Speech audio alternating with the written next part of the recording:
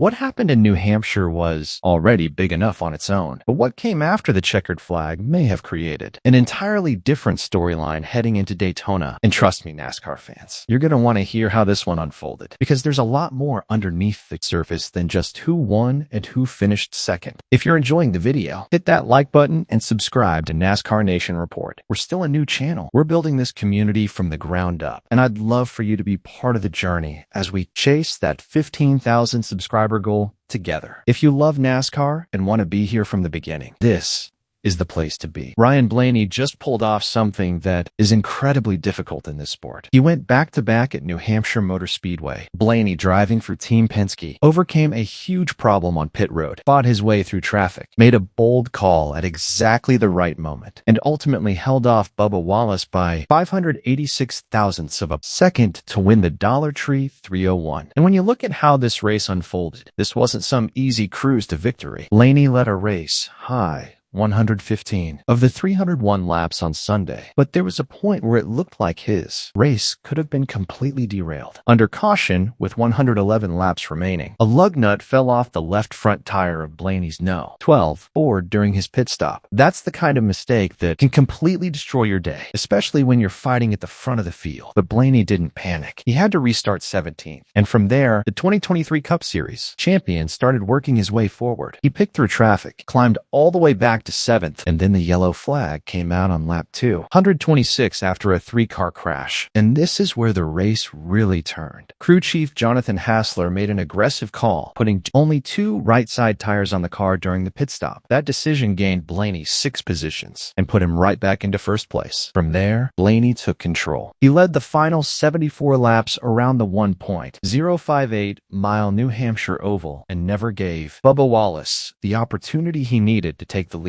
That victory is the 20th of Blaney's Cup Series career and his 3rd win of the season. But honestly, the biggest takeaway for me isn't just the number of wins. It's the way he recovered. A pit road mistake dropped him all the way to 17th, and instead of letting that mistake define his afternoon, Blaney drove his way right back to the front. That's championship-level resilience, and it's exactly the kind of thing you want to see from a driver heading toward the most important part of the season. And then there's Bubba Wallace. Wallace finished second, just 586 thousandths behind Blaney, and he clearly had one of the fastest cars in the field. This wasn't a situation where Wallace simply stumbled into a runner-up finish. He was right there fighting for the win. Josh Berry came home 3rd, and that result is a really important one for him. Berry is trying to find a ride for the 2027 season, and this was his season-best finish. Even better, it marked his 4th consecutive top 10 finish for Wood Brothers Racing. That's the kind of stretch that can change how teams and sponsors look at a driver. Christopher Bell finished 4th, while Kyle Larson rounded out the top 5. Ryan Preece finished 9th, and that result could become extremely important as we head to Daytona. Preece gained 21 points on Shane Van Gisbergen in the battle for the final chase position. Van Gisbergen finished 20th and remains in the 16th and final spot for the 10-race title run. So now we're heading into the regular season finale with that playoff battle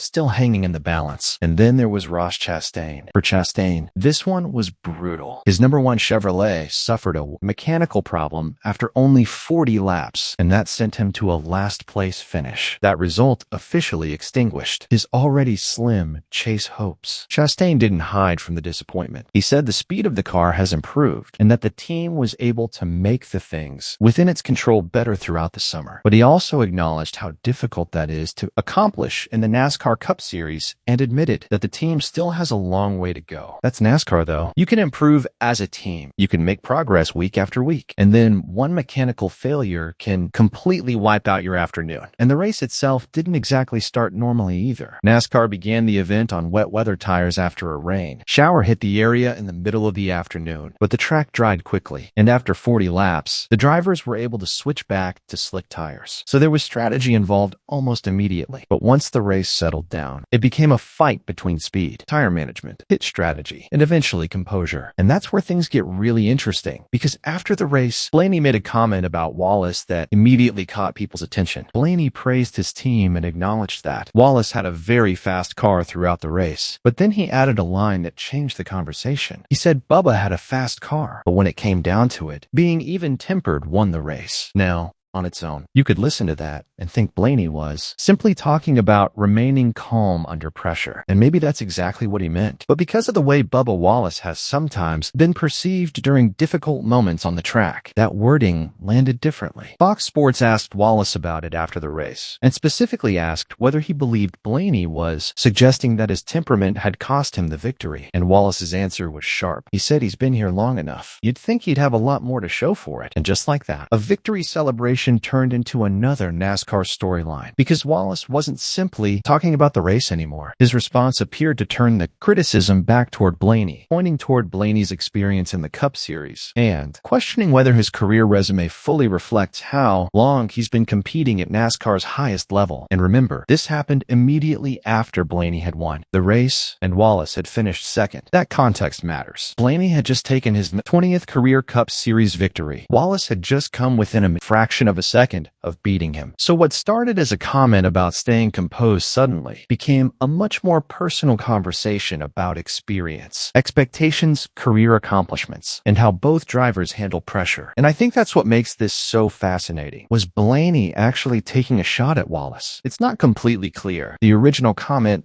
doesn't necessarily sound like a direct attack. Blaney later made that point himself, hours after the Dollar Tree 301. Blaney addressed the controversy and explained that he never intended to disrespect Wallace. He said his original comments were simply about how the two drivers handled the closing stages of the race. According to Blaney, there was no hidden meaning behind what he said, and no intention to question Wallace's character. But Blaney also acknowledged something important. Wallace clearly interpreted the comment differently, and after hearing Wallace's response, Blaney wasn't exactly thrilled. Blaney described Wallace's reaction as disappointing and suggested that the response showed a lack of class. He made it clear that he respects Wallace as a competitor, but he also believes there is a right and wrong way to respond after a race, particularly when another driver has just won. And that's where this story gets another layer. Blaney's attempt to clarify his original statement could have cooled everything down. Instead, his criticism of Wallace as a classless driver has the potential to keep the controversy alive. Now you've got two drivers who just finished first and second at New Hampshire, both leaving the magic mile with a reason to be thinking about each other. And Daytona is next. That's the part I keep coming back to. The NASCAR Cup Series regular season ends at Daytona International Speedway on Saturday, August 29th with a 160-lap race around the 2.5-mile oval. And when you put everything together, there's a lot riding on that race. The 16-driver field for the 10 race chase will be set at Daytona, which means the battle involving Ryan Preece and Shane Van Gisbergen is going to be one of the major stories to watch. Preece just gained 21 points on Van Gisbergen. Gisbergen still holds the 16th and final position, so the pressure is absolutely on. And while Blaney doesn't have to worry about whether he belongs in this conversation after winning 3 races this season, his momentum heading into the postseason is impossible to ignore. He has now won consecutive Cup races at New Hampshire Motor Speedway. He's got 20 career victories. He's won 3 times this season, and he just showed that even after a major pit road mistake, he can recover and take control of a race again. That's a dangerous combination when you're approaching the playoffs. But for Bubba Wallace, this weekend is going to be remembered for more than just finishing second. He had a car capable of winning. He came within a fraction of a second of taking the checkered flag, and now he's leaving New Hampshire with a very public exchange with the race winner hanging over him. That's going to be interesting to watch, because if these two end up racing around each other again at Daytona, you already know fans are going to be watching every move. Is this the beginning of a real rivalry? Or is this simply one heated post-race exchange that blows over once everyone gets back to the track? We don't know yet. And honestly, that's what makes NASCAR so much fun. Sometimes the story doesn't end when the checkered flag falls. Sometimes that's when the next story begins. And this weekend, we had both. We had Ryan Blaney putting together an incredible comeback, surviving a pit road mistake, making an aggressive tire call, and winning at New Hampshire for the second consecutive time. We had Bubba Wallace putting together a very strong second-place finish after having a car fast enough to win. We had Josh Berry continuing an impressive run of 4 straight top 10s while trying to secure his future for a bet. We had Christopher Bell and Kyle Larson finishing inside the top 5. We had Ryan Preece gaining ground in the chase battle. We had Shane Van Gisbergen holding on to that final playoff position. And we had Ross Chastain's chase hopes finally disappear after a mechanical failure left him last. But then, after all of that, we got something NASCAR fans always pay attention to: tension between two drivers at the front of the field. For me, the biggest question now isn't isn't whether Ryan Blaney can win races. He's already proving that. The question is whether this momentum can carry him deep into the 10-race title run. And on the other side, we have Bubba Wallace, who now has to deal with the consequences of a comment. That may have been nothing more than an observation, or may become the beginning of something much bigger. That's what we're going to find out. Daytona is next. The regular season is almost over. The chase field is about to be finalized, and suddenly there are storylines everywhere. This is exactly the kind of NASCAR season that keeps you coming back every single week, and I'll be watching Daytona very closely, because after what happened at New Hampshire, I have a feeling the next chapter is going to be even more interesting. If you enjoyed this one, hit the like button and let me know what you think in the comments. Was Ryan Blaney simply talking about staying calm under pressure? Or do you think Bubba Wallace had every reason to take that comment personally? And after Blaney's follow-up comments, did he make the situation better? Or did calling Wallace classless just pour more fuel on the fire? I really want to hear what NASCAR fans think about this one. And if you're new here, NASCAR Nation Report is still a new channel, and we're building this community one NASCAR fan at a time. If you want daily NASCAR news, honest opinions, race reactions, and conversations that actually feel like we're sitting together talking about the sport we love, subscribe and come be part of the family. We're chasing 15,000 subscribers, and I'd love to have you with us from the beginning. I'll see you at Daytona.